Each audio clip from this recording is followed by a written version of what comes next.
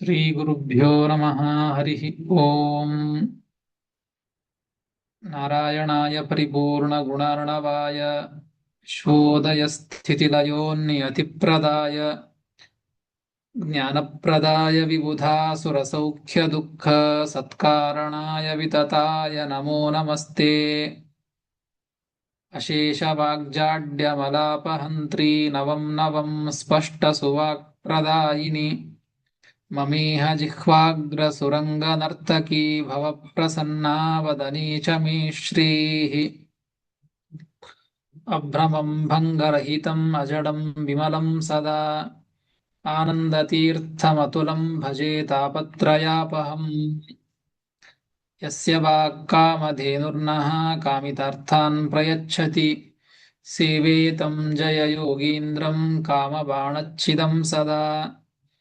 पूज्याय राघवेन्द्राय सत्यधर्मरताय च भजतां कल्पवृक्षाय नमतां कामधेनवे। सत्याभिघ्नकराब्जोत्थान् पञ्चाशद्वर्षपूजकान् सत्यप्रमोदतीर्थार्यान् नौमिन्यायसुधारतान्। आपादमौलिपर्यन्तं गुरूणाम् आकृतिं स्मरेत् तेन विघ्नाः प्रणश्यन्ति सिद्ध्यन्ति च मनोरथाः। श्रीगुरुभ्यो नमः। हरिः ओम्।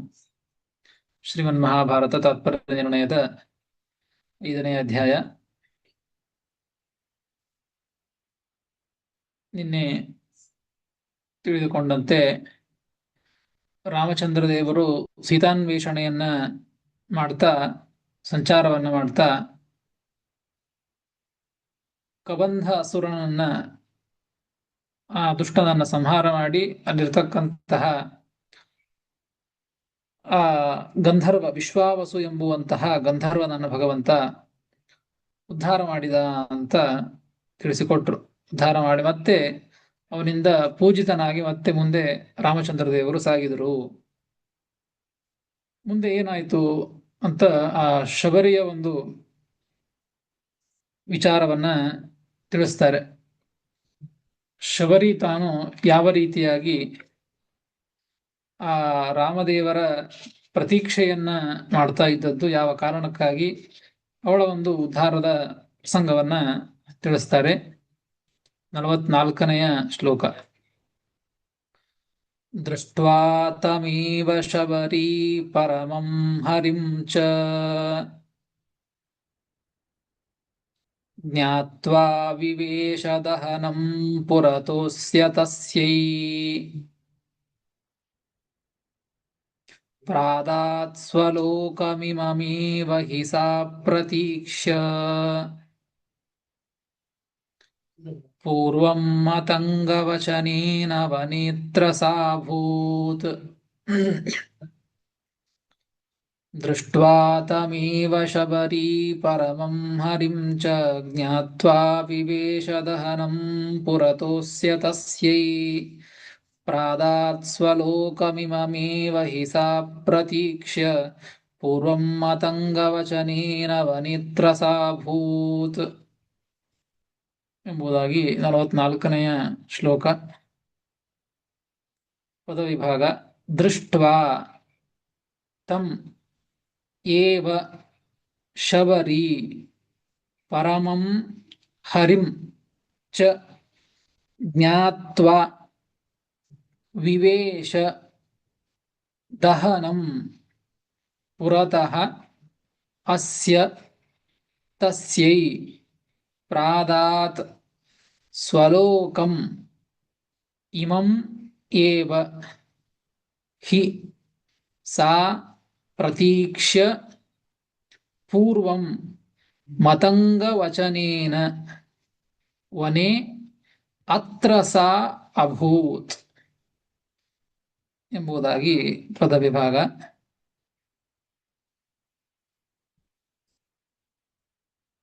ದೃಷ್ಟ್ವಾ ತಮೇವ ಶಬರೀಂ ಪರಮಂ ಹರಿಂ ಚ ಜ್ಞಾತ್ವಾ ವಿವೇಶ ದಹನಂ ಪುರತೋಸ್ಯ ತಸ್ಯೈ ಅಂತ ಆ ಮುಂದಿನ ಕಥಾಭಾಗವನ್ನ ತಿಳಿಸ್ತಾ ಇದ್ದಾರೆ.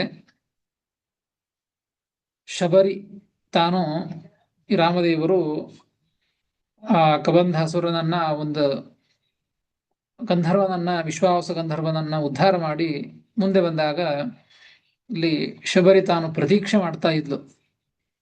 ರಾಮಚಂದ್ರ ದೇವರು ಬರ್ತಾರೆ, ಲಕ್ಷ್ಮಣನಿಂದ ಸಹಿತನಾಗಿ ರಾಮಚಂದ್ರ ದೇವರು ಬರ್ತಾರೆ ಅಂತ ಆ ರೀತಿಯಾಗಿ ಶಬರಿ ತಾನು ಪ್ರತೀಕ್ಷೆಯನ್ನು ಮಾಡ್ತಾ ಇದ್ದದ್ದು. ದೃಷ್ಟ್ವಾ ತಮೀವ ಶಬರಿ, ರಾಮದೇವರು ಬಂದಿದ್ದಾರೆ, ರಾಮದೇವರನ್ನ ನೋಡಿದ್ಲು ಶಬರಿ. ಶಬರಿ ತಮೇವ ದೃಷ್ಟ್ವಾ ಶಬರ ಕುಲೋತ್ಪನ್ನತ್ವಾತ್ ಶಬರಿ ಇತಿ ನಾಮವತಿ. ಅವಳಿಗೆ ಶಬರಿ ಅಂತ ಯಾಕೆ ಕರೆಯೋದು ಅಂದ್ರೆ, ಬೇಡರ ಕುಲ, ಶಬರ ಕುಲ, ಆ ಶಬರ ಕುಲದಲ್ಲಿ ಹುಟ್ಟಿದ್ಲವಳು, ಅದಕ್ಕಾಗಿ ಅವಳಿಗೆ ಶಬರಿ ಅಂತ ಹೆಸರು.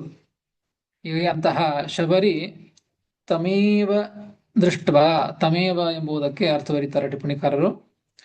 ತದೃಷಿ ಪ್ರೋಕ್ತ ಲಕ್ಷಣವಂತಮೇವ ದೃಷ್ಟ್ವಾ. ತದೃಷಿ ಅಂದ್ರೆ ಆ ಮತಂಗ ಋಷಿಗಳು ಅಂತ. ಆ ಮತಂಗ ಋಷಿಗಳು ಏನ್ ಹೇಳಿದ್ರು ಶಬರಿಗೆ, ಯಾವ ತರಹ ಇರ್ತಾರೆ ರಾಮದೇವರು ಅಂತ ಲಕ್ಷಣವನ್ನು ಹೇಳಿದ್ರು. ತದೃಷಿ ಪ್ರೋಕ್ತ ಲಕ್ಷಣವಂತಮೇವ ದೃಷ್ಟ್ವಾ, ಆ ಋಷಿಗಳು ಶಬರಿಗೆ ಹೇಗೆ ಹೇಳಿದ್ರು ಅದೇ ರೀತಿಯಾಗಿ ರಾಮದೇವರು ಅವಳಿಗೆ ಕಂಡದ್ದು. ಹೀಗಾಗಿ ತದ್ ಲಕ್ಷಣವಂತಮೇವ ತಮೇವ ದೃಷ್ಟ್ವಾ, ಅಂತಹ ಲಕ್ಷಣ ಇರುವಂತಹ ರಾಮಚಂದ್ರ ದೇವರನ್ನ ನೋಡಿದ್ಲು. ನೋಡಿ ಆಕೆ ತಿಳಿದುಕೊಂಡ್ಲು. ಪರಮಂ ಹರಿಂಚ ಜ್ಞಾತ್ವಾ, ಈ ಶ್ರೀರಾಮಚಂದ್ರ ದೇವರು ಇವನು ಸಾಮಾನ್ಯ ವ್ಯಕ್ತಿಯಲ್ಲ, ಸಾಕ್ಷಾತ್ ಹರಿನೇ ಇವನು. ಪರಮಂ ಹರಿಂ, ಶ್ರೇಷ್ಠನಾದಂತಹ ವ್ಯಕ್ತಿ ಹರಿನೇ ಇವನು ಅಂತ ಶ್ರೀರಾಮಂ ಜ್ಞಾತ್ವಾ, ಆ ರಾಮಚಂದ್ರ ದೇವರನ್ನ ಬಂದದ್ದನ್ನು ನೋಡಿ ಆ ರೀತಿಯಾಗಿ ತಿಳಿದುಕೊಂಡು ಏನು ಮಾಡಿದ್ಲು ಅಂದ್ರೆ, ಅಸ್ಯ ಪುರತಃ ದಹನಂ ವಿವೇಶ. ಆ ಶಬರಿ ರಾಮದೇವರು ಬಂದಾಗ ಆ ರಾಮದೇವರು ವಿಶೇಷವಾಗಿ ಆದರ ಆತಿಥ್ಯವನ್ನ, ಎಲ್ಲ ಪೂಜೆಯನ್ನ ಸಲ್ಲಿಸಿದ್ಲು. ಕಥೆಯಲ್ಲಿ ಬರೋದು ಸಲ್ಲಿಸಿದ್ಲು. ಮುಂದೆ ಏನಾಯ್ತು ಅಂತ ಇದು ಶ್ರೀಮದಾಚಾರ್ಯ ತಿಳಿಸಿಕೊಟ್ಟಿದ್ದು. ವಿವೇಶ ದಹನಂ ಪುರತೋಸ್ಯ, ಅಸ್ಯ ಪುರತಃ ದಹನಂ ವಿವೇಶ. ಆ ರಾಮಚಂದ್ರ ದೇವರ ಮುಂದೆನೆ, ಅವರ ಮುಂದೆನೆ ಅಗ್ರೆ ದಹನಂ ವಿವೇಶ, ಅಗ್ನಿಯನ್ನ ಪ್ರವೇಶ ಮಾಡಿದ್ಲು. ಹಿಂದೆಯೂ ಕೂಡ ಒಬ್ಬ ಋಷಿಗಳ ಬಗ್ಗೆ ಬಂದದ್ದು. ಆ ಋಷಿಗಳು ಕೂಡ ವಿಶೇಷವಾಗಿ ರಾಮಚಂದ್ರ ದೇವರ ಪ್ರತೀಕ್ಷೆಯನ್ನೇ ಮಾಡ್ತಾ ಇದ್ದದ್ದು. ಪ್ರತೀಕ್ಷೆಯನ್ನ ಮಾಡಿ ಅಗ್ನಿಯನ್ನ ಪ್ರವೇಶ ಮಾಡಿದ್ದು ಹಿಂದೆ ಬಂತು. ಅದೇ ರೀತಿ ಶಬರಿಯು ಕೂಡ ಅದೇ ಅಗ್ನಿಯನ್ನ, ಮತ್ತೊಂದು ಅಗ್ನಿಯನ್ನ ಪ್ರವೇಶ ಮಾಡಿ ತನ್ನ ಪ್ರಾಣವನ್ನ ಬಿಟ್ಲು ಅಂತ ಹೇಳ್ತಾ ಇದ್ದಾರೆ. ವಿವೇಶ ದಹನಂ ಪುರತೋಸ್ಯ ತಸ್ಯೈ ಪ್ರಾದಾತ್ ಸ್ವಲೋಕಮಿಮವೇವ. ಮುಂದೇನಾಯ್ತು, ಅಗ್ನಿಯನ್ನ ಪ್ರವೇಶ ಮಾಡಿದ್ಲು. ಆಗ ರಾಮದೇವರು ರಾಮಃ ತಸ್ಯೈ, ಅಂತಹ ಶಬರಿಗೆ ಸ್ವಲೋಕಂ ಪ್ರಾದಾತ್, ತನ್ನ ಶ್ರೇಷ್ಠವಾದ ತನ್ನ ಲೋಕವನ್ನ ಭಗವಂತ ಕರುಣಿಸಿಕೊಟ್ಟ. ರಾಮದೇವರು ಬಂದ್ರು, ಋಷಿಗಳು ಹೇಳಿದಂತೆ ಅವನೇ ಇವನು ಅಂತ ತಿಳಿದುಕೊಂಡಿದ್ದಾಳೆ, ಅಗ್ನಿಯನ್ನ ಪ್ರವೇಶ ಮಾಡೇ ಬಿಟ್ಲು. ರಾಮದೇವರು ಕೂಡ ಆ ಶಬರಿಗೆ ಶ್ರೇಷ್ಠವಾದಂಥ ಲೋಕವನ್ನ ಕರುಣಿಸಿಕೊಟ್ಟ, ತನ್ನ ಲೋಕವನ್ನ ಕೊಟ್ಟ. ಏನಿದು ಅಂತ ಅನಿಸ್ತದೆ. ಆಕೆ ಅಗ್ನಿಯನ್ನೇ ಪ್ರವೇಶ ಮಾಡಿದ್ಲು. ಅಂತಹ ಶಬರ ಕುಲದಲ್ಲಿ ಹುಟ್ಟಿದಂತಹ ಅವಳಿಗೆ ರಾಮದೇವರು ತನ್ನ ಲೋಕವನ್ನ, ಮೋಕ್ಷವನ್ನು ಹೇಗೆ ಕೊಟ್ಟ, ಶ್ರೇಷ್ಠವಾದ ಲೋಕವನ್ನು ಹೇಗೆ ಕೊಟ್ಟ ಅಂತ ಎಲ್ಲ ಪ್ರಶ್ನೆಗಳು ಬರ್ತವೆ. ಅದಕ್ಕೆ ತಿಳಿಸ್ತಾರೆ, ಆ ಶಬರಿ ಯಾಕೆ ಅಲ್ಲಿ ರಾಮದೇವರನ್ನ ಪ್ರತೀಕ್ಷೆ ಮಾಡ್ತಾ ಇದ್ಲು ಅಂತ ಶ್ರೀಮದಾಚಾರ್ಯ ತಿಳಿಸಿಕೊಡ್ತಾರೆ ಮುಂದಿನ ಪಾದಗಳಲ್ಲಿ. ಇಮಮೇವ ಹಿ ಸಾ ಪ್ರತೀಕ್ಷ ಪೂರ್ವಂ ಮತಂಗ ವಚನೇನ ವನೇತ್ರ ಸಾಭೂತ್. ಸಾ ಶಬರಿ, ಆ ಶಬರಿ ಏನಿದ್ಲಲ್ಲ ಇವಳು ಪೂರ್ವಂ, ಹಿಂದೆ, ಇನ್ನು ರಾಮದೇವರು ಬರೋಕ್ಕಿಂತ ಮೊದಲಿಗೆ ಕೆಲವು ಕಾಲಗಳ ಹಿಂದೆ, ಚಿತ್ರಕೂಟ ಪರ್ವತ ಗಮನ ಕಾಲೇ, ಅಂದ್ರೆ ಯಾವಾಗ ಅಂತ ಹೇಳ್ತಾರೆ. ರಾಮದೇವರು ಚಿತ್ರಕೂಟ ಪರ್ವತ, ಆ ಪರ್ವತದಿಂದ ಹೊರಡುವಂತಹ ಪ್ರಸಂಗ, ಆ ಪ್ರಸಂಗದಲ್ಲಿ ಆ ಕಾಲದಲ್ಲಿ ಮತಂಗ ಋಷಿಗಳು ಹೇಳಿದ್ರು ಶಬರಿಗೆ, ಮತಂಗ ವಚನೇನ ಏತದ್ವನಂ ಪ್ರತಿ ರಾಮ ಆಗಮಿಷ್ಯತಿ. ನೋಡು ಶಬರಿ, ಈ ಒಂದು ವನಕ್ಕೆ, ಈ ಮತಂಗ ಋಷಿಗಳಿದ್ದಂತಹ ವನ, ಈ ನನ್ನ ವನ ಏನಿದೆಯಲ್ಲ, ಈ ವನಕ್ಕೆ ರಾಮದೇವರು ಮುಂದೆ ಒಂದು ಸಮಯದಲ್ಲಿ ಬರ್ತಾರೆ ಇಲ್ಲಿ. ಆಗ ನೀನು ದರ್ಶನವನ್ನು ತೆಗೆದುಕೊಂಡು ಪೂಜೆ ಸಲ್ಲಿಸಿ ನೀನು ದೇಹತ್ಯಾಗವನ್ನ ಮಾಡಿಕೊಂಡ್ರೆ ನಿನ್ನ ಉದ್ಧಾರ ಅಂತ. ಈ ರೀತಿಯಾಗಿ ಮತಂಗ ವಚನೇನ, ಮತಂಗ ಋಷಿಗಳು ಹೇಳಿದಂತೆ ಅವರ ಮಾತಿನಿಂದ ಏತದ್ವನಂ ಪ್ರತಿ ರಾಮ ಆಗಮಿಷ್ಯತಿ ಇತಿ ಮತಂಗ ಋಷಿ ವಾಕ್ಯೇನ ವನೇ ಆ ಶಬರಿ ಏನ್ ಮಾಡ್ತಾ ಇದ್ಲು ಅಂದ್ರೆ, ಈ ಮತಂಗ ಋಷಿಗಳ ಮಾತಿನಿಂದಾಗಿ ವನದಲ್ಲಿ, ಯಾವ ವನ ಅಂದ್ರೆ ಮತಂಗ ಋಷಿಗಳ ವನ, ಆ ವನದಲ್ಲಿ ಏನೇ ಇಮಂ ಏವ ಅಂದ್ರೆ ಈ ರಾಮಚಂದ್ರ ದೇವರನ್ನೇ ಅವ್ರು ಹೇಳಿದ್ರು ಗುರುಗಳು, ಮತಂಗ ಋಷಿಗಳು ಗುರುಗಳು. ಹೀಗಾಗಿ ಆ ಗುರುಗಳು ಶಬರಿಗೆ ಹೇಳಿದ್ದಕ್ಕಾಗಿ ಇಮಂ ಏವ ರಾಮಂ ಏವ ಪ್ರತೀಕ್ಷ್ಯ, ಆ ರಾಮದೇವರನ್ನೇ ಕಾಯ್ತಾ ಕುಳಿತಿದ್ಲವಳು. ಹೀಗಾಗಿ ಹೇಗೆ ಕುಳಿತಿದ್ಲು ಅಂತ ತಿಳಿಸ್ತಾರೆ. ಇಮಂ ಏವ ಅತ್ರಸ ಅಭೂತ್, ಇಮಂ ಏವ ಪ್ರತೀಕ್ಷ್ಯ, ಆ ರಾಮದೇವರನ್ನೇ ಪ್ರತೀಕ್ಷೆ ಮಾಡ್ತಾ ಆ ವನದಲ್ಲಿ ಅತ್ರಸ ಅಭೂತ್. ಅತ್ರಸ ಎಂಬುದಕ್ಕೆ ಬಿಡಿಸಿ ಹೇಳ್ತಾರೆ, ತ್ರಸ್ಯತಿ ಇತಿ ತ್ರಸ, ನ ತ್ರಸ ಅತ್ರಸ, ಉದ್ವೇಗ ರಹಿತ ಅಭೂತ್. ಅಂದ್ರೆ ಉದ್ವೇಗ, ಭಯ ಇತ್ಯಾದಿಗಳು ಅದು ಅವಳಿಗೆ ಏನೂ ಇದ್ದಿದ್ದಿಲ್ಲ. ನಾನು ಪ್ರಾಣವನ್ನು ಬಿಡಬೇಕು, ಅಗ್ನಿ ಪ್ರವೇಶ ಮಾಡಬೇಕು, ಹೀಗೆಲ್ಲ ಅನೇಕ ರೀತಿಯಾದಂತಹ ವನದಲ್ಲಿರಬೇಕು, ಅನೇಕ ರೀತಿಯಾದಂತಹ ಭಯಗಳು ಅವಳಿಗೆ ಇರಲಿಲ್ಲ. ಅತ್ರಸ, ತ್ರಸ್ಯತಿ ಇತಿ ತ್ರಸ, ತ್ರಸ ಅಂದ್ರೆ ಉದ್ವೇಗಾದಿಗಳು, ಉದ್ವೇಗ. ನ ತ್ರಸ ಅತ್ರಸ, ಅವಳಿಗೆ ಉದ್ವೇಗ ಇರಲಿಲ್ಲ, ಭಯ ಇರಲಿಲ್ಲ. ಏನು ವನದಲ್ಲಿ ಹೇಗಿರುವುದು, ಹೇಗೆ ನಾನು ಪ್ರಾಣವನ್ನು ಬಿಡುವುದು, ಅಗ್ನಿಯನ್ನು ಹೇಗೆ ಪ್ರವೇಶ ಇತ್ಯಾದಿಯಾಗಿ ಯಾವುದೇ ರೀತಿಯಾದಂತಹ ಉದ್ವೇಗ ಅವಳಿಗೆ ಇರಲಿಲ್ಲ. ಧೈರ್ಯದಿಂದ ಆ ಗುರುಗಳ ವಚನ, ಮತಂಗ ಋಷಿಗಳು ಹೇಳಿದ್ದಾರೆ, ನಾನು ಉದ್ಧಾರ ಆಗಬೇಕು ಅಂದ್ರೆ ಇಲ್ಲಿ ನಾನು ಪ್ರತೀಕ್ಷೆಯನ್ನು ಮಾಡಬೇಕು ಅನ್ನುವಂತಹ ಆ ಗುರುಗಳ ವಚನದಿಂದಾಗಿ ಅವಳು ಕಾಯ್ತಾ ಕುಳಿತದ್ದು. ಹೀಗಾಗಿ ಅಂತಹ ಆ ಶಬರಿ ರಾಮದೇವರನ್ನ ನೋಡಿ ಅಗ್ನಿಯನ್ನ ಪ್ರವೇಶ ಮಾಡಿದ್ದಾಳೆ. ಅದಕ್ಕಾಗಿ ಆ ರಾಮದೇವರು ಅವಳನ್ನ ಉದ್ಧಾರ ಮಾಡಿದರು. ಅಂದ್ರೆ ಗುರುಗಳ ಮಾತನ್ನ ಕೇಳಿ, ನೋಡಿ ಇವತ್ತು ಗುರು ಪೌರ್ಣಿಮಾ, ವ್ಯಾಸ ಪೌರ್ಣಿಮಾ, ಸರಿಯಾದಂತಹ ಅದೇ ವಿಚಾರ ಬಂದಿದೆ. ಆ ಗುರುಗಳ ಮಾತನ್ನ ಕೇಳಿ, ಗುರುಗಳ ಮಾತನ್ನ ಪಾಲಿಸಿದ್ದಕ್ಕಾಗಿ ಅವಳು ಅವರ ಮಾತಿನಂತೆ ಪ್ರತೀಕ್ಷೆಯನ್ನ ಮಾಡಿ ಒಂದು ಕಡೆಗೆ ರಾಮದೇವರು ಅವಳನ್ನು ಉದ್ಧಾರ ಮಾಡ್ಲಿಕ್ಕೆ ಬಂದದ್ದು ಅದು ಒಂದು. ಆದ್ರೆ ಗುರುಗಳ ಮುಖಾಂತರವಾಗಿ ಆ ರೀತಿಯಾಗಿ ಅವಳು ಪ್ರತೀಕ್ಷೆ ಮಾಡಿದ್ದು, ಅವಳ ಗುರುಗಳ ಮಾತನ್ನ ಕೇಳಿದ್ದಕ್ಕಾಗಿ ಅವಳ ಉದ್ಧಾರ ಆಯಿತು. ಯಾವುದೋ ಶಬರ ಕುಲದಲ್ಲಿ ಹುಟ್ಟಿದವಳವಳು, ಅವಳು ಮತ್ತೆ ತನ್ನ ಶ್ರೇಷ್ಠವಾದಂತಹ ಗತಿಯನ್ನ ಹೊಂದಿದ್ಲು. ಆ ರಾಮದೇವರ ಒಂದು ಅನುಗ್ರಹ, ಗುರುಗಳ ಒಂದು ಅನುಗ್ರಹದಿಂದಾಗಿ ಆ ರೀತಿಯಾಗಿ ಅವಳು ಉದ್ಧಾರಳಾದ್ಲು ಅಂತ ತಿಳಿಸಿಕೊಡ್ತಾರೆ. ರಾಮಾಯಣದ ಒಂದು ವಚನವನ್ನು ಕೂಡ ಇಲ್ಲಿ ಉದಾಹರಣೆ ಮಾಡ್ತಾರೆ ಟಿಪ್ಪಣಿಕಾರರು. ಆಗಮಿಷ್ಯತಿ ಕಾಕುತ್ಸ್ಥಃ ಸುಪುಣ್ಯಂ ತವ ಚಾಶ್ರಮಂ ಸತೆ ಪ್ರತಿಗೃಹೀತವ್ಯೋ ರಾಮಃ ಸೌಮಿತ್ರಿಣಾ ಸಹ ತಮ್ ಅರ್ಚಿತ್ವಾ ಧ್ರುವಂ ಸ್ವರ್ಗೋ ಭವಿಷ್ಯತಿ ತವಾಕ್ಷಯಂ. ರಾಮಾಯಣದ ಒಂದು ಶ್ಲೋಕ. ಈ ಶ್ರೀಮದಾಚಾರ್ಯರು ಇಲ್ಲಿ ತಿಳಿಸಿಕೊಡುವಾಗ ಇಲ್ಲಿ ಕಥಾಭಾಗವನ್ನು ಸಂಪೂರ್ಣವಾಗಿ ಹೇಳ್ತಾ ಇರೋದಿಲ್ಲ, ಮುಖ್ಯವಾಗಿ ನಿರ್ಣಯವನ್ನ ಮಾಡ್ಲಿಕ್ಕೆ ಹೊರಟಿದ್ದರಿಂದಾಗಿ ಎಷ್ಟು ಕಥಾಭಾಗ ಬೇಕೋ ಅದನ್ನು ಹೇಳಿ ನಿರ್ಣಯವನ್ನ ಹೇಳಲಿಕ್ಕೆ ಹೊರಟದ್ದು. ಹೀಗಾಗಿ ಇಲ್ಲಿ ರಾಮದೇವರು ಬಂದ್ರು, ನೋಡಿದ್ಲು ರಾಮದೇವರನ್ನ, ಅಗ್ನಿಯನ್ನ ಪ್ರವೇಶ ಮಾಡಿಬಿಟ್ಲು ಅಂತ ಹೇಳಿದ್ದು. ಈ ಮಧ್ಯದಲ್ಲಿ ಆಗಿದ್ದು ಶಬರಿ ತಾನು ಅನೇಕ ರೀತಿಯಾದಂತಹ ಸೇವೆಯನ್ನ ಭಗವಂತನಿಗೆ ಸಲ್ಲಿಸಿದ್ಲು, ಭಗವಂತನಿಗೆ ಅರ್ಚನೆಯನ್ನ ಮಾಡಿದ್ಲು, ಎಲ್ಲವನ್ನು ಕೂಡ ತಿಳಿಸಿಲ್ಲ. ಅದಕ್ಕೆ ರಾಮಾಯಣದಲ್ಲಿ ಅದನ್ನ ತಿಳಿಸಿಕೊಟ್ಟದ್ದನ್ನು ಉದಾಹರಣೆ ಮಾಡ್ತಾರೆ. ಅವರು ಹೇಳಿದ್ದು ಆಗಮಿಷ್ಯತಿ ಕಾಕುತ್ಸ್ಥಃ ಸುಪುಣ್ಯಂ ತವ ಚಾಶ್ರಮಂ. ಈ ಪುಣ್ಯತಮವಾದಂತಹ ಈ ಆಶ್ರಮವನ್ನು ಕುರಿತು ರಾಮಚಂದ್ರ ದೇವರು ಬರ್ತಾರೆ. ಸಹ ತೇ ಪ್ರತಿಗೃಹೀತವ್ಯ ರಾಮ ಸೌಮಿತ್ರಿಣಾ ಸಹ.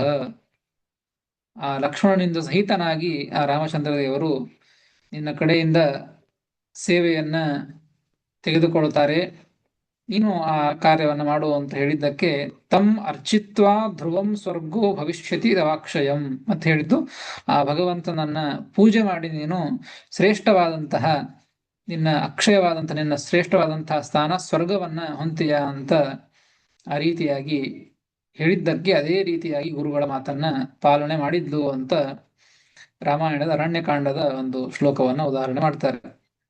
ಹೀಗೆ ಅವಳ ಉದ್ಧಾರ ಆಯಿತು ಅಂತ ಇಲ್ಲಿ ಶ್ರೀಮದಾಚಾರ್ಯರು ತಿಳಿಸಿಕೊಟ್ರು. ಆ ಶಬರಿಯನ್ನ ಭಗವಂತ ಉದ್ಧಾರ ಮಾಡಿದ. ಅವಳೇನು ಉದ್ಧಾರ ಮಾಡಿದ ಅಂದ್ರೆ ಏನೋ ಒಂದು ಹಿಂದೆಲ್ಲ ಬಂತು, ಈ ಕಬಂಧಾಸುರ ವಿದುರ ವಿರೋಧ ಅನೇಕ ರೀತಿಯಾದಂತಹ ಅಸುರರು, ವಿರಾಧ ಇತ್ಯಾದಿ ಎಲ್ಲ ಅಸುರರನ್ನು ಕೂಡ ಭಗವಂತ ಉದ್ಧಾರ ಮಾಡಿದ ಅಂದ್ರೆ ಆ ಕೆಟ್ಟ ಯೋನಿಯಲ್ಲಿ ಹುಟ್ಟಿದ್ರು ಅವರು, ರಾಕ್ಷಸ ಯೋನಿಯಲ್ಲಿ ಅದರಿಂದ ಉದ್ಧಾರ ಮಾಡಿದ ಅಂತ ಆಯ್ತು. ಆದ್ರೆ ಇದು ಕೂಡ ಕೆಟ್ಟ ಯೋನಿ ಅಂತ ಆಗಲ್ಲ, ಆದರೂ ಕೂಡ ತನ್ನ ಯೋಗ್ಯತೆ ಏನಿದೆಯಲ್ಲ ಆ ಯೋಗ್ಯತೆಗಿಂತಲೂ ಕೂಡ ಇದು ಕೆಟ್ಟ ಯೋನಿಯೇ. ಹಾಗೆ ಆ ಉದ್ದೇಶದಿಂದಾಗಿ ಅವಳು ದುಃಖವನ್ನು ಪಡ್ತಾ ಇದ್ದದ್ದು. ಹೀಗಾಗಿ ಭಗವಂತ ಉದ್ಧಾರ ಮಾಡಿದ ಅಂತ ತಿಳಿಸಿಕೊಟ್ರು. ಹಾಗಾದರೆ ಈ ಶಬರ ಕುಲದಲ್ಲಿ ಹುಟ್ಟಿದವಳು ಅಂತ ಹೇಳ್ತಾ ಇದ್ದಾರೆ. ಹಾಗಾದ್ರೆ ಇವಳನ್ನು ಭಗವಂತ ಉದ್ಧಾರ ಮಾಡಿ ಸದ್ಗತಿಯನ್ನ ಕೊಟ್ಟ, ಒಳ್ಳೆಯ ತನ್ನ ಲೋಕವನ್ನು ಕೊಟ್ಟ ಅಂತ ಹೇಳಿದ್ದು. ಹಾಗಾದ್ರೆ ಇವಳು ನಿಜವಾಗಿಯೂ ಕೂಡ ಯಾರಿವಳು ಪೂರ್ವದಲ್ಲಿ ಏನಾಗಿದ್ಲು, ಯಾಕೆ ಈಗ ಶಬರ ಕುಲದಲ್ಲಿ ಜನ್ಮವನ್ನ ಪಡೆದ್ಲು ಅಂತ ಅದನ್ನ ಶ್ರೀಮದಾಚಾರ್ಯರು ಮುಂದಿನ ಶ್ಲೋಕದಲ್ಲಿ ತಿಳಿಸಿಕೊಡ್ತಾರೆ. ಟಿಪ್ಪಣಿಕಾರ ಅವತಾರಿಕೆಯನ್ನು ಕೊಡ್ತಾರೆ. ಶಬರಿ ಪೂರ್ವಂ ಕಾ ಇತ್ಯತಃ ಆಹ ಶಾಪಾದಿತಿ.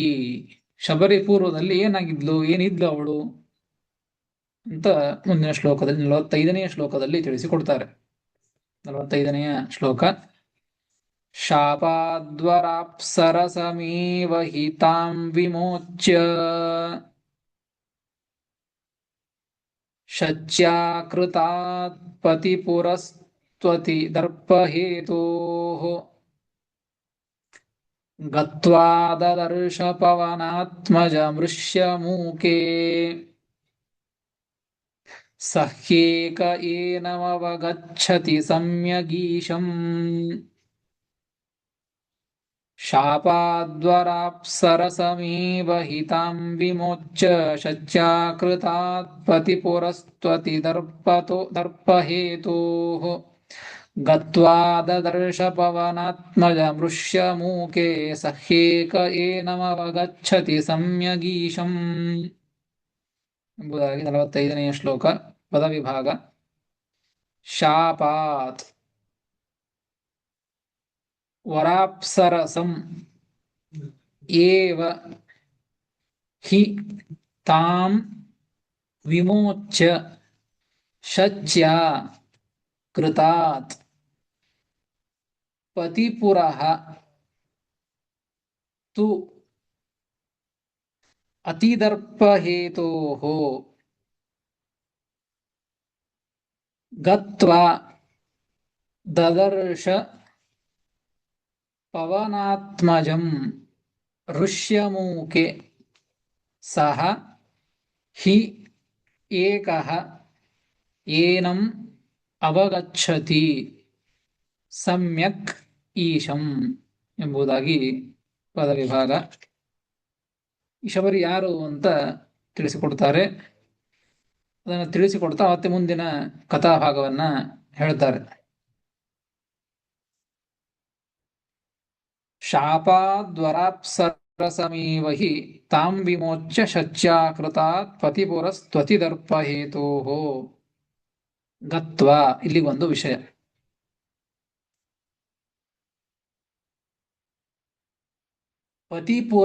ಪತಿಪುರಃ ಅತಿದರ್ಪಹೇತೋಃ ಅಂದ್ರೆ ಪತಿ ಅಂದ್ರೆ ಇಲ್ಲಿ ಪತ್ಯುಹು, ಸ್ವಸ್ಯ ಪತ್ಯುಹು ಅಂದ್ರೆ ಶಚೀದೇವಿಯ ಗಂಡ. ಶಚೀದೇವಿಯ ಗಂಡ ಇಂದ್ರದೇವರು.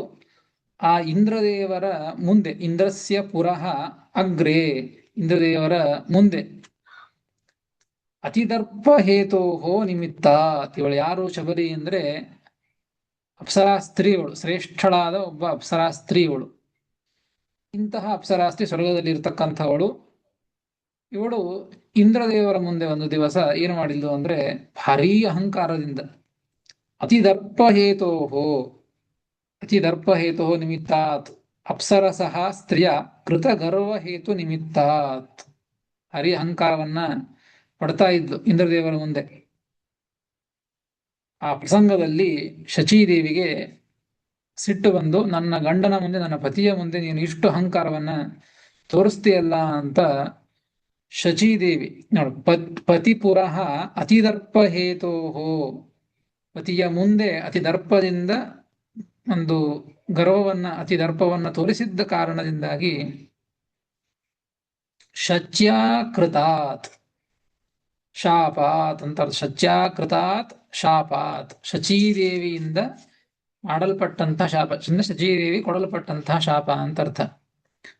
ಕಥಾ ಶಾಪಾತ್, ಏನ್ ಶಾಪ ಕೊಟ್ಟದ್ದು ಅಂದ್ರೆ, ಶಬರ ಕುಲೇ ಜನ್ಮ ಭವೇತ್, ನಿನಗೆ ಶಬರ ಕುಲದಲ್ಲಿ ನೀನು ಹುಟ್ಟು ಅಂತ ಇಷ್ಟು ಅಹಂಕಾರವನ್ನ ಪಡ್ತಾ ಇದ್ದೀಯಲ್ಲ, ಅದಕ್ಕಾಗಿ ಆ ಒಂದು ಬೇಡರ ಕುಲದಲ್ಲಿ ನೀನು ಹುಟ್ಟು ಅಂತ ಶಾಪವನ್ನ ಕೊಟ್ಟದ್ದು. ಉಪಶಾಪಾತ್ ಸಕಾಶಾತ್, ಅದಕ್ಕಾಗಿ ಆ ಅಪ್ಸರಾ ಸ್ತ್ರೀ ಏನಾಗಿದ್ಲು ಅಂದ್ರೆ, ಈಗ ಶಬರ ಕುಲದಲ್ಲಿ ಹುಟ್ಟಿ ಶಬರಿ ಅಂತ ಅವಳು ಕರೆಸಿಕೊಂಡಿದ್ಲು. ಹೀಗಾಗಿ ತಾಂ ನೀಚ ಯೋನಿಂ ಪ್ರಾಪ್ತಾಂ, ಈ ರೀತಿಯಾಗಿ ಅಪ್ಸರಾ ಸ್ತ್ರೀ ಈಗ ಒಂದು ನೀಚ ಯೋನಿ, ತನಗಿಂತಲೂ ತನ್ನ ನಿಜವಾದ ಸ್ವರೂಪ ಏನಿದೆಯೋ ಅದಕ್ಕಿಂತಲೂ ಕೂಡ ಒಂದು ಕೆಟ್ಟ ಯೋನಿಯನ್ನ ಹೊಂದಿದ್ಲವಳು. ಹೀಗಾಗಿ ಶಚ್ಯಾಕೃತಾತ್ ಶಾಪಾತ್, ಶಾಪದಿಂದಾಗಿ ನೀಚ ಯೋನಿ ಹೊಂದಿದಂತಹ ಅಪ್ಸರಸಂ ಏವ, ತಾಂ ಅಪ್ಸರಸಂ ಏವ, ಅಂತಹ ಅಪ್ಸರಾ ಸ್ತ್ರೀಯನ್ನ ಭಗವಂತ ಏನ್ ಮಾಡಿದ ಅಂದ್ರೆ, ಈಗ ಅಪ್ಸರಾ ಸ್ತ್ರೀನೇ ಶಬರಿಯಾಗಿ ಹುಟ್ಟಿದ್ದು. ಹೀಗಾಗಿ ತಾಂ ವಿಮೋಚ್ಯ, ಅವಳನ್ನ ಮೋಚನೆ ಮಾಡಿದ. ಆ ಶಬರ ಕುಲದಲ್ಲಿ ಹುಟ್ಟಿದಂತಹ ದೇಹದಿಂದ ಅವಳನ್ನ ಮೋಚನೆ ಮಾಡಿದ ಭಗವಂತ. ಮೋಚನೆ ಮಾಡಿ ಮತ್ತೆ ಶ್ರೇಷ್ಠವಾದ ಗತಿಯನ್ನ ಕೊಟ್ಟ ಅಂತ ಈ ರೀತಿಯಾಗಿ ಆ ಕಾರಣವನ್ನ ತಿಳಿಸ್ತಾರೆ. ಅಪ್ಸರಾಸ್ತ್ರೀ ಇಂದ ಶಚೀದೇವಿಯ ಶಾಪದಿಂದಾಗಿ ಈ ರೀತಿಯಾಗಿ ಶಬರಿಯಾಗಿ ಹುಟ್ಟಿದ್ದು ಭಗವಂತ ಅವಳನ್ನು ಉದ್ಧಾರ ಮಾಡಿದ, ಅದಕ್ಕಾಗಿ ಉದ್ಧಾರವನ್ನು ಮಾಡಿದ. ಇಷ್ಟಾದ ಮೇಲೆ ಗತ್ವಾ ದದರ್ಶ ಪವನಾತ್ಮಜ ಋಷ್ಯಮೂಕೆ, ಮುಂದೆ ಭಗವಂತ ಋಷ್ಯಮೂಕ ಪರ್ವತಕ್ಕೆ ಹೋಗ್ತಾನೆ. ಇವಳನ್ನ ಉದ್ಧಾರ ಮಾಡಿ ಮತ್ತೆ ಮುಂದೆ ಸಾಗಿದ.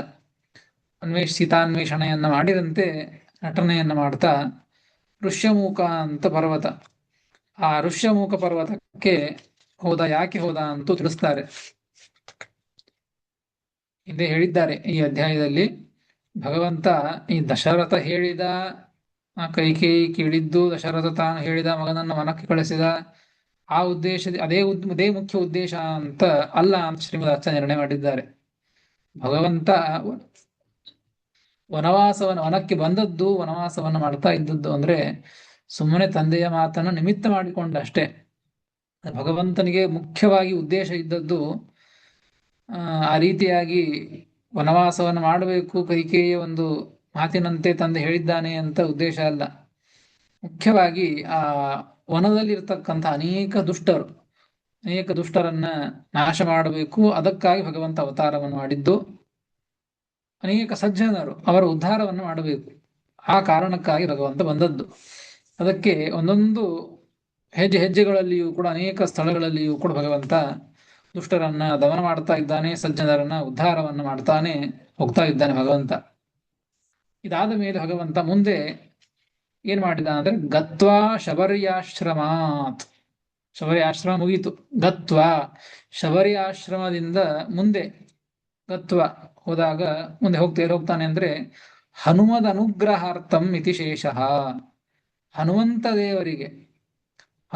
ದೇವರಿಗೆ ಅನುಗ್ರಹವನ್ನ ಮಾಡೋದಕ್ಕಾಗಿಯೇ ಆ ಶ್ರೇಷ್ಠವಾದಂತಹ ಋಷ್ಯಮೂಕ ಪರ್ವತಕ್ಕೆ ಭಗವಂತ ರಾಮದೇವರು ಹೋಗಿದ್ದು. ಗತ್ವ ಅಂತ ಅದು ಸಿದ್ಧ, ಅದು ಶಬರ್ಯಾಶ್ರಮಾತ್ ಹನುಮದ ಅನುಗ್ರಹಾರ್ಥಂ ಇತಿ ಶೇಷಃ, ಅದನ್ನು ಶೇಷ ಇಟ್ಕೊಳ್ಬೇಕು. ಗತ್ವ ಅಂತ ಇಷ್ಟಿದೆ. ಎಲ್ಲಿಂದ ಗತ್ವ, ಎಲ್ಲಿಗೆ ಗತ್ವ ಅಂದ್ರೆ, ಶಬರಿ ಆಶ್ರಮದಿಂದ ಋಷ್ಯಮೂಕ ಪರ್ವತಕ್ಕೆ ಹೋಗಿ ಹನುಮಂತ ದೇವರ ಅನುಗ್ರಹವನ್ನು ಮಾಡುವುದಕ್ಕಾಗಿ ಅಂತ ಅರ್ಥ. ಅನುಗ್ರಹಾರ್ಥಂ ಪವನಾತ್ ಅಧೋದ ಅಂತ ಅರ್ಥ. ಹೋಗಿ ಗತ್ವ ಆ ಋಷ್ಯಮುಖ ಪರ್ವತಕ್ಕೆ ಹೋಗಿ ಋಷ್ಯಮೂಕೆ ಆ ಋಷ್ಯಮೂಕ ಪರ್ವತದಲ್ಲಿ ಪವನಾತ್ಮಜಂ ದದರ್ಶ. ಆ ರಾಮಚಂದ್ರ ದೇವರು ವಾಯುದೇವರ ಮಗ, ಪವನಾತ್ಮಜಂ ಅಂದ್ರೆ ವಾಯುದೇವರ ಅವತಾರರೇ ಆದಂತಹ ಹನುಮಂತಂ ಋಷ್ಯಮೂಕೆ ಋಷ್ಯಮೂಕನಾಮ್ನಿ ಗಿರೌ ದದರ್ಶ. ಆ ಋಷ್ಯಮುಖ ಪರ್ವತದಲ್ಲಿ ಹನುಮಂತ ದೇವರನ್ನ ರಾಮದೇವರು ನೋಡಿದರು. ಗತ್ವಾ ದದರ್ಶ ಪವನಾತ್ಮಜ ಋಷ್ಯಮೂಕೆ. ಆಯ್ತು, ನೋಡಿದರು ಅಂತ ಇಷ್ಟು ಆ ಕಥಾಭಾಗವನ್ನು ಹೇಳಿದ್ದು. ಅದಕ್ಕೆ ಮುಂದಿನ ಪಾದಕ್ಕೆ ಅವತಾರಕ್ಕೆಯನ್ನು ಕೊಡ್ತಾರೆ. ಯಾಕೆ ಹೋಗ್ಬೇಕಾಗಿತ್ತು ಅಂತ, ನಾನು ಹನುಮತಿ ಅನುಗ್ರಹ ಕಿಮರ್ಥಂ, ಹನುಮಂತ ದೇವರಿಗೆ ಅನುಗ್ರಹವನ್ನು ಮಾಡೋದಕ್ಕಾಗಿ ಭಗವಂತ ಅಲ್ಲಿ ಹೋದ ಅಂತ ಹೇಳಿದ್ದು.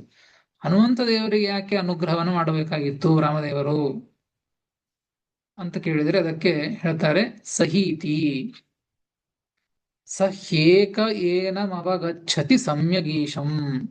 ಯಾಕೆ ರಾಮದೇವರು ಹೋದದ್ದು ಅಂದ್ರೆ ಸಹ ಏಕಃ ಏವ, ಆ ಹನುಮಂತ ದೇವರು ಒಬ್ಬರೇನೆ, ಹನುಮಂತ ದೇವರು ಒಬ್ಬರೇನೆ, ಸಹ ಏಕಃ ಏವ ಈಶಂ ಏನಂ, ಈ ಈಶನಾದಂತಹ ಈ ರಾಮಚಂದ್ರ ದೇವರನ್ನ ಈಶಂ ಏನಂ ಸಮ್ಯಗ್ ಅವಗಚ್ಚತಿ, ಜಗತ್ತಿಗೆ ಒಡೆಯನಾದಂತಹ ಈಶನಾದಂತಹ ಏನಂ ಈ ರಾಮಚಂದ್ರ ದೇವರನ್ನ ಸಮ್ಯಗ್ ಅವಗಚ್ಚತಿ, ಈ ಹನುಮಂತ ದೇವರೊಬ್ಬರೇನೆ ಸರಿಯಾಗಿ ತಿಳಿದುಕೊಂಡದ್ದು.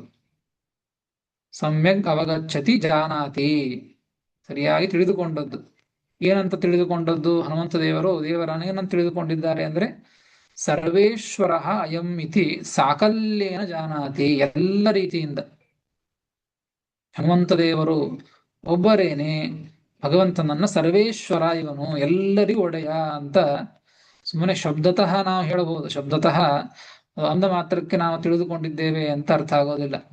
ಅದು ಎಲ್ಲ ರೀತಿಯಿಂದ ಅರ್ಥಾನುಸಂಧಾನದಿಂದ ಆ ಭಗವಂತ ಸರ್ವೇಶ್ವರ ಎಂಬುವಂತಹ ಅದನ್ನ ತಿಳಿದುಕೊಂಡದ್ದು ಹನುಮಂತ ದೇವರು ಒಬ್ಬರೇ ಮಾತ್ರ. ಲಕ್ಷ್ಮೀದೇವಿ ಭಗವಂತನನ್ನ ತಿಳಿದುಕೊಂಡಿದ್ದಾಳೆ. ಲಕ್ಷ್ಮೀದೇವಿಯನ್ನ ಬಿಟ್ಟು ಇನ್ನು ಉಳಿದ ಎಲ್ಲರಲ್ಲಿಯೂ ಕೂಡ ಸರಿಯಾಗಿ ದೇವರನ್ನ ತಿಳಿದುಕೊಂಡವರು ಅಂದ್ರೆ ಹನುಮಂತ ದೇವರು ಒಬ್ಬರೇ, ವಾಯುದೇವರು ಒಬ್ಬರೇ. ಹೀಗಾಗಿ ಆ ಭಗವಂತನಿಗೆ ವಿಶೇಷವಾದ ಪ್ರೀತಿ, ನನ್ನನ್ನ ಸರಿಯಾಗಿ ತಿಳಿದುಕೊಂಡಿದ್ದಾನೆ ಅಂತ ಅಂದ್ರೆ, ಮನುಷ್ಯ ಸಾಮಾನ್ಯವಾಗಿ ಜಗತ್ತಿನೊಳಗೆ ಹಾಗೆ ಇರ್ತದೆ, ನಮ್ಮ ಬಗ್ಗೆ ಯಾರು ಸರಿಯಾಗಿ ತಿಳಿದುಕೊಂಡಿರ್ತಾರೋ ಅವರ ಮೇಲೆ ಪ್ರೀತಿಯನ್ನು ಮಾಡುವಂತಹದ್ದು. ಹಾಗೆ ಭಗವಂತ ನನ್ನ ಬಗ್ಗೆ ಸರಿಯಾಗಿ ಎಲ್ಲ ರೀತಿಯಿಂದ ತಿಳಿದುಕೊಂಡವನು ಅಂದ್ರೆ ಅದು ಹನುಮಂತ ದೇವರು ಅಂತ. ಆ ಹನುಮಂತ ದೇವರಿಗೆ ಅನುಗ್ರಹವನ್ನ ಮಾಡೋದಕ್ಕಾಗಿ ರಾಮಚಂದ್ರ ದೇವರು ಆ ಹನುಮಂತ ದೇವರಿದ್ದಂತಹ ಋಷ್ಯಮೂಕ ಪರ್ವತವನ್ನು ಕುರಿತು ಬಂದರು, ಅಲ್ಲಿ ಹನುಮಂತ ದೇವರನ್ನ ನೋಡಿದರು ಎಂಬುವಂತಹ ವಿಚಾರವನ್ನ ತಿಳಿಸಿಕೊಡ್ತಾರೆ. ಮುಂದೆ ಏನಾಯಿತು ಎಂಬುವಂತಹದ್ದನ್ನು ಮತ್ತೆ ಮುಂದಿನ ಶ್ಲೋಕಗಳಲ್ಲಿ ತಿಳಿಸಿಕೊಟ್ಟಿದ್ದ, ಅದನ್ನು ಮತ್ತೆ ಮುಂದೆ ತಿಳಿದುಕೊಳ್ಳೋಣ ಅಂತ ಹೇಳ್ತೇನೆ. ಶ್ರೀಕೃಷ್ಣಾರ್ಪಣಮಸ್ತು. ಹರಯೇ ನಮಃ. ಶ್ರೀಕೃಷ್ಣಾರ್ಪಣಮಸ್ತು. ಹರಯೇ ನಮಃ. ನಮಸ್ಕಾರ ಆಚಾರ್ಯ. ಹರೇ ನಮಃ. ಹರೇ ನಮಃ.